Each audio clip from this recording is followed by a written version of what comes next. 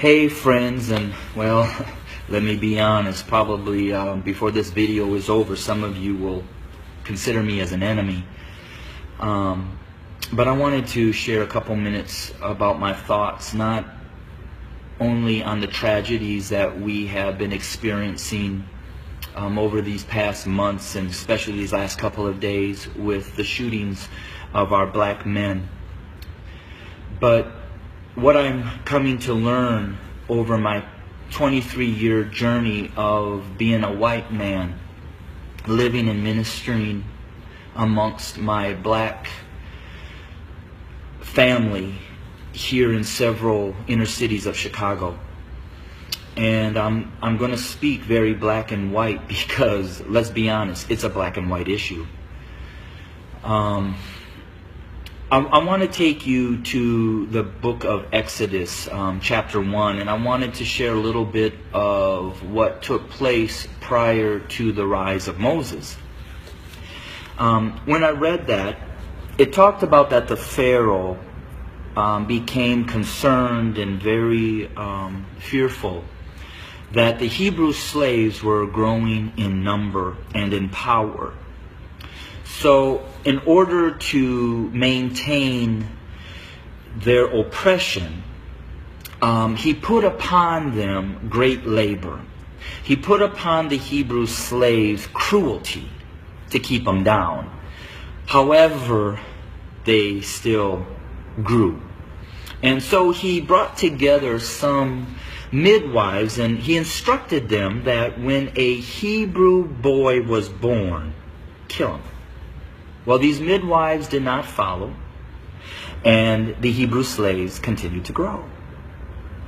Eventually, the Pharaoh became so hatred and towards those Hebrew slaves that he made a decree. He put out an order that male baby boy Hebrew slaves were to be killed by casting them into the Nile River. Let's look at America. We brought blacks into this country as slaves. We never intended them to be anything other than a slave.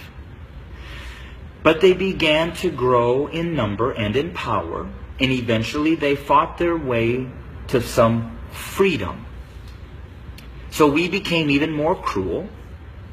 And to keep our black Americans down, we lynched. But yet they rose. So then we used the welfare system, the criminal justice system, to keep them down, to contain them, to destroy them. But yet they rose, and they're rising. Then we built prisons and jails to hold them. Yet they rose. And so now we are doing exactly what the Pharaoh did at the end, sending out a decree: kill them. So until we admit that when we wrote this Constitution that all men are created equal, that we never intended to include our black brothers and sisters, our nation may end up facing exactly what the Egyptians faced when they refused to let God's people go.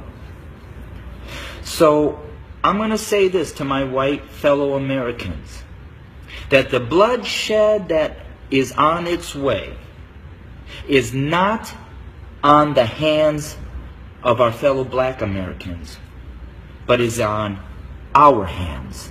We are the ones that are refusing to let God's people go. We are the ones that are refusing to acknowledge that we do not value our black brothers and sisters as equal individuals or equal Americans as us white men. And to my black brothers and sisters, the racial issues, as I've said, have been there from the very foundation. But why do we see it more? Because there's a shifting. See, us white men have been at the head since the foundation. But we've had a black president. And you know, we've done everything in our power to keep him from really changing things. Now we have another minority rising to the top, a white female. What does that say? Those of us who are white men who have been at the head are now starting to see and fear that we are going to become the tail. And we know what we've done to you. And so now we're fearful that you're going to do to us what we have done to you. But I will say this. I've lived in a black community for 23 years. I've never been treated the way that this country has treated my black Americans. So I call out my white Americans to say we better heed, repent, acknowledge, and change. Because if we don't, I just want to again say this. The bloodshed that we will experience is on our hands, not the hands of our fellow black Americans. I welcome your comments. I welcome your feedback. Hit me up on Facebook or go to my webpage at www.studio2911.org. Again, that's studio2911.org. I don't necessarily know the answer, except for us white Americans need to repent, acknowledge the lies that we have taught, acknowledge our value system of equality. It is not here, and it does not include our black brothers and sisters. And we need to change, and we need to change now. Thanks for your time. Bless you.